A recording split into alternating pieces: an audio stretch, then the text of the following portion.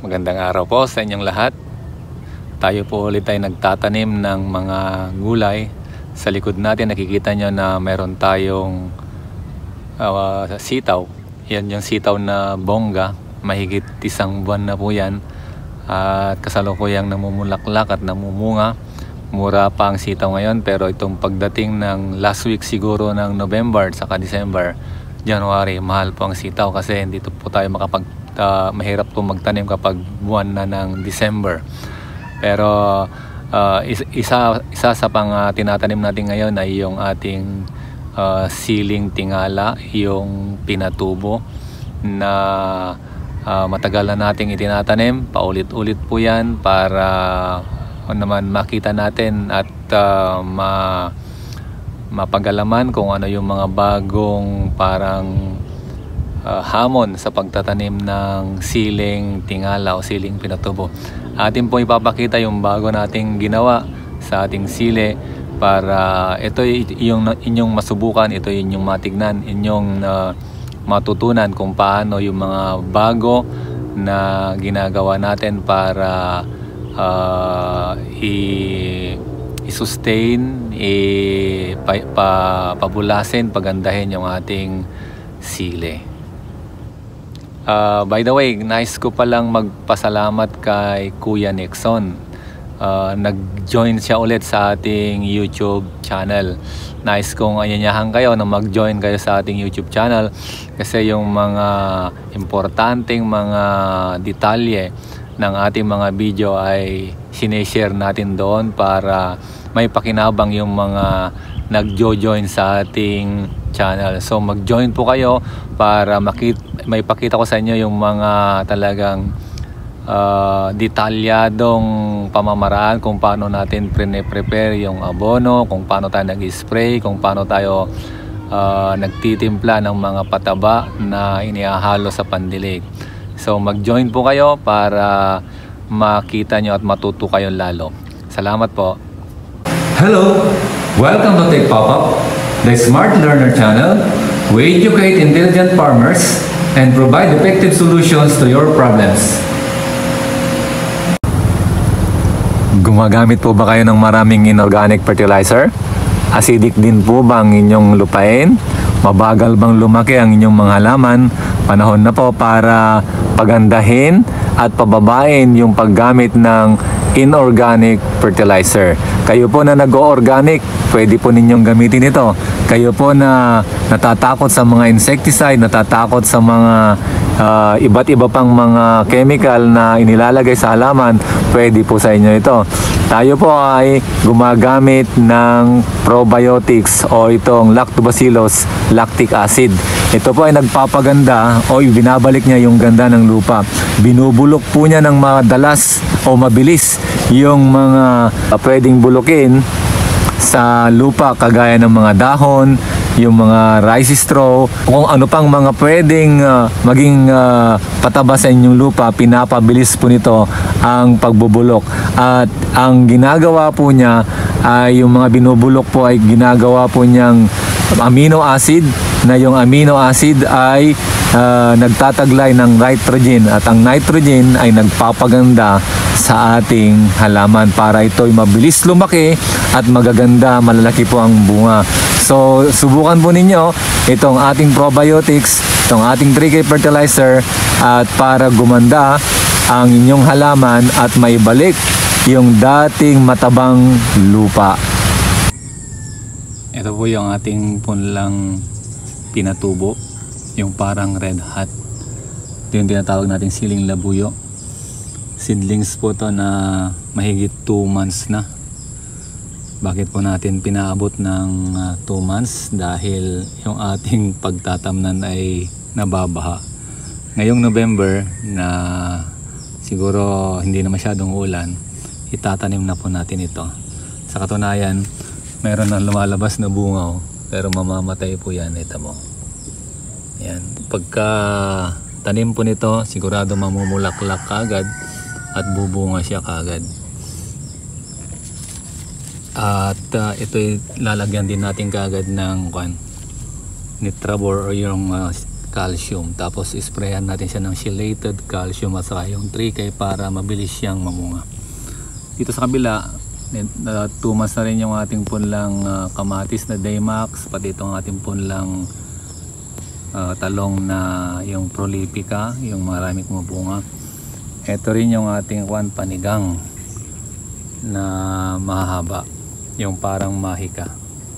Yan o, ang haba na ng kanyang mga, talagang naglalabasan na napakaraming mga roots or yung maugat niyan. Kaya yan na indication na talagang napaka tanda na po niya. Lumalabas na rin po yung kanyang mga bulaklak. So didiligan natin yan kagad ng calcium nitrate para bubunga po kagad. Ito po yung bagong tanim na siling pinatubo, yung siling tingala, yung tinatawag na siling labuyo. Ngayon yung ating pinagtamnan, nababad ulit ito sa tubig, kaya lang hindi ko na ito inararo. Dahil alam ko na kapag araruhin ko ito ulit, baka pag dumating yung ulan, mabababad po ulit. Ito pag dumating yung ulan, dahil ito'y nababad na sa tubig bago ko tinamnan, hindi na po basta-basta maapektuhan siguro dito yung sili dahil compact na yung lupa. Pakita nyo, yung lupa ay basang-basa. Halos tignan nyo yung aking daliri, pag itutusok ko yan, bumabaon po. Ganyan po kalambot itong lupa. Kaya ang ginawa ko, tinamnan ko na lang ng ganito yung ating lupa na basang-basa.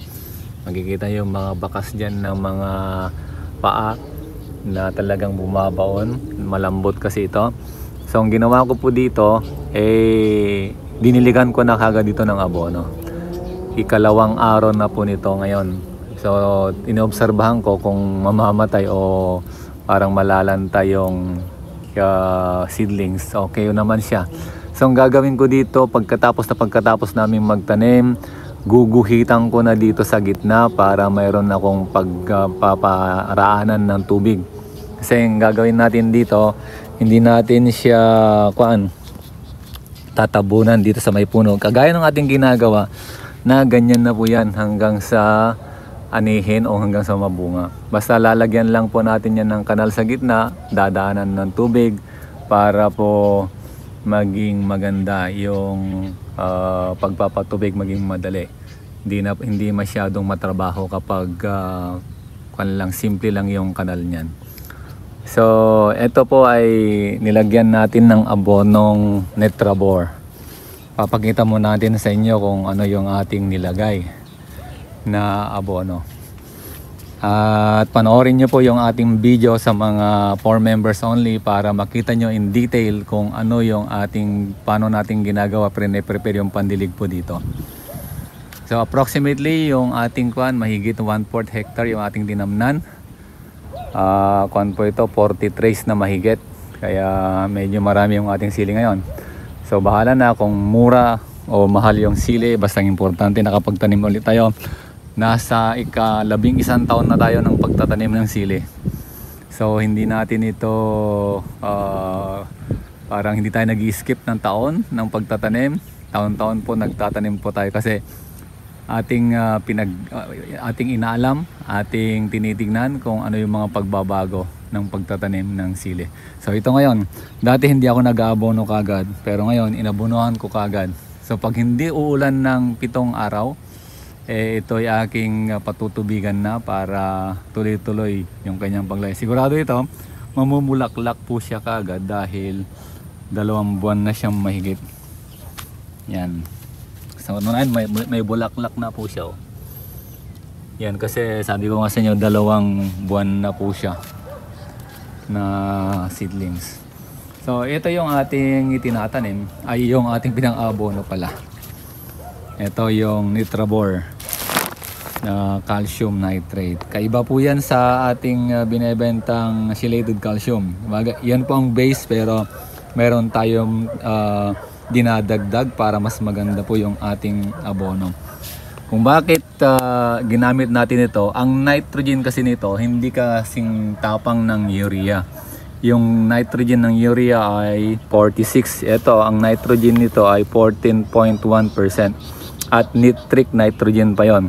So ang maganda dito yung calcium niya na napakataas na 25% na 0.6. Yun ang kailangan natin para matigas, maganda yung ating halaman. Tapos mayroon siyang laman na boron. Ayan po. Yung boron ay insect repellent, kaya maganda po siyang pang-spray sa ating mga punla.